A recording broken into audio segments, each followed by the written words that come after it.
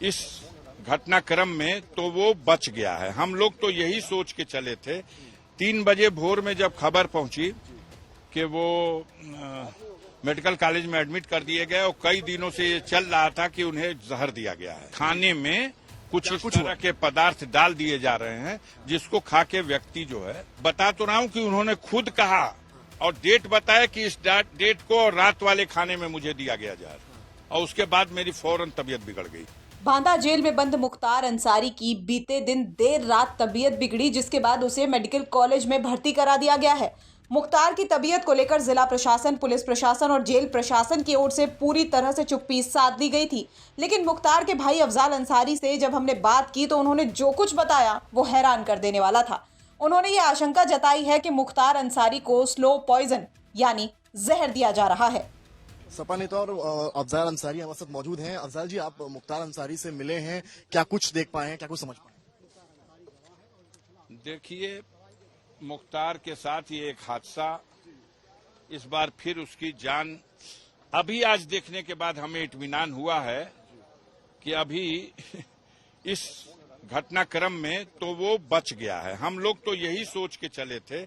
3 बजे भोर में जब खबर पहुंची कि वो मेडिकल कॉलेज में एडमिट कर दिए गए और कई दिनों से ये चल रहा था कि उन्हें जहर दिया गया है।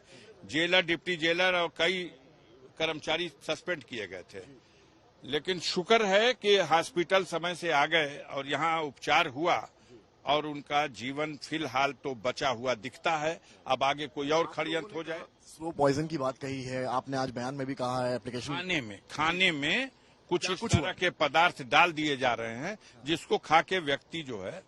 आप मुख्तार अंसारी से मिले भी हैं अलग से, आपका क्या वार्ता हुई?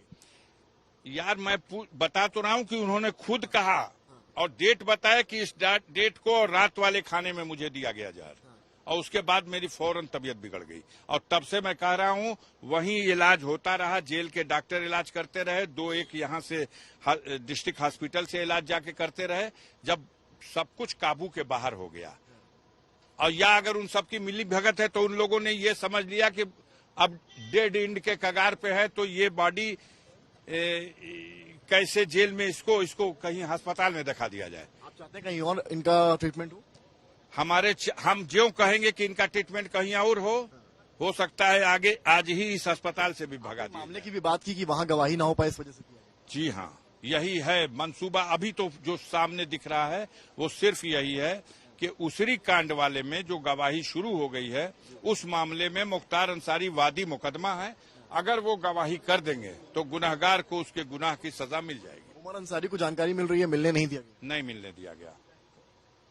नया कानून लगा दिया गया, कहीं भी 3 आदमी मिल सकता है और आधा घंटा मिल सकता है। यहाँ कह दिया गया कि जेल नहीं अस्पताल है, यहाँ 5 मिनट मिलाएंगे। अच्छा सर, 5 मिनट मिलाइए। उसके बाद कह दिया गया कि 2 ही मिलाएंगे।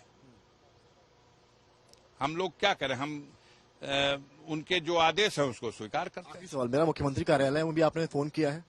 हमने मुख्यमंत्री के आवास पे टेलीफोन किया था। क्या बात हुआ? नहीं बात हुई। बताया गया कि वो गोरखपुर में है। बात कराने के लिए कोशिश किया, बात करा दीजिए, तो उन्होंने बताया गया कि वो गोरखपुर में है, कल आएंगे, कल आप फोन कीजिए, बात हो जाएगी। तो कल कोशिश करूंगा बात करने की।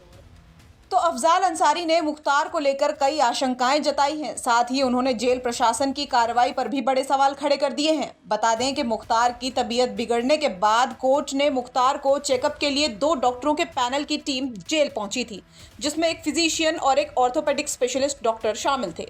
टीम ने चेकअप के बाद ब्लड टेस्ट कराया, वहीं रिपोर्ट आने पर कब्ज और दर्द की कुछ दवाइयां भी दी थी। डॉक्टरों ने जेल प्रशासन को बताया कि रोजा रखने के कारण ऐसा हुआ है। भूख के बाद अचानक से ओवर फीडिंग की वजह से मुख्तार को दिक्कत हो रही है। समर्थ श्रीवास्तव की रिपोर्ट, यूपी तक।